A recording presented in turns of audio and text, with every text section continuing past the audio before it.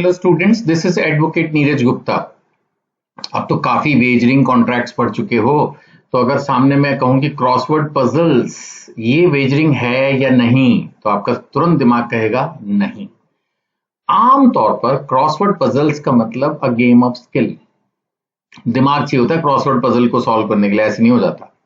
अगर मान लेते हैं इसमें भी कोई तुक्केबाजी बना दी, तंबोला टाइप बनाने को, तो भगवान ने दिमाग सबको तेज दिया है, खेल करना होगा तो इसमें भी इसको इजी करके ऐसा कर दिया कि सारे लोग पार्टिसिपेट कर सकें और तुक्के में जिसका आंसर आना है उसका आंसर आ जाए। पहले से कुछ सेटिंग कर दी इस तरह से, फिर वो रियली में वो क्रॉसवर्ड पजल है ही नहीं।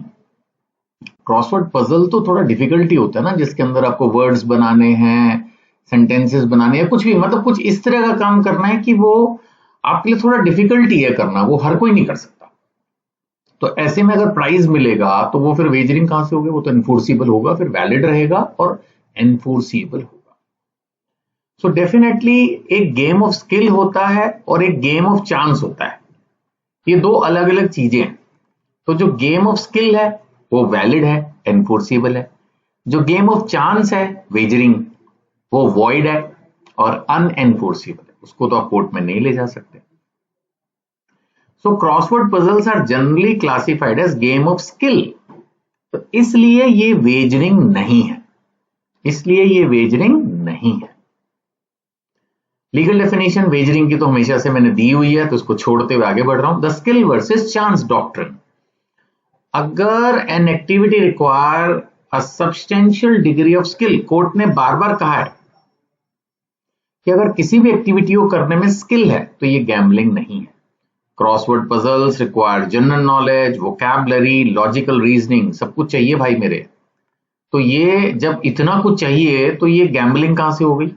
और जब गैम्बलिंग नहीं है, गेम ऑफ चांस नहीं है, तुक्केबाजी नहीं है, सट्टेबाजी नहीं है, तो ये वेजरिंग नहीं है।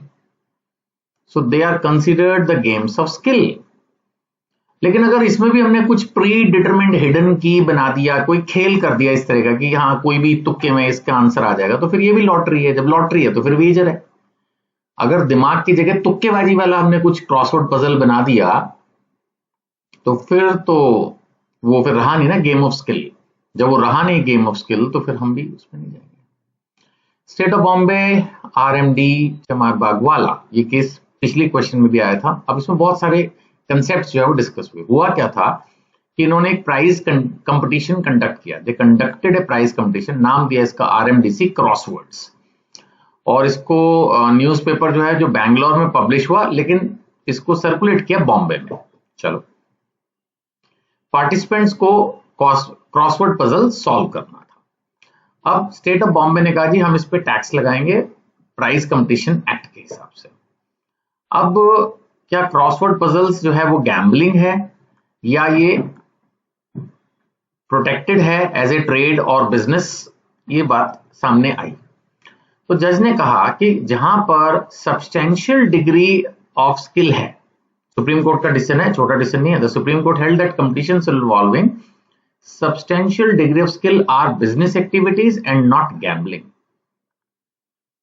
क्लियर कर दिया कि क्रॉसवर्ड पजल में अगर डिग्री ऑफ स्किल इन्वॉल्व है तो ये एक बिजनेस है, गैम्बलिंग नहीं है।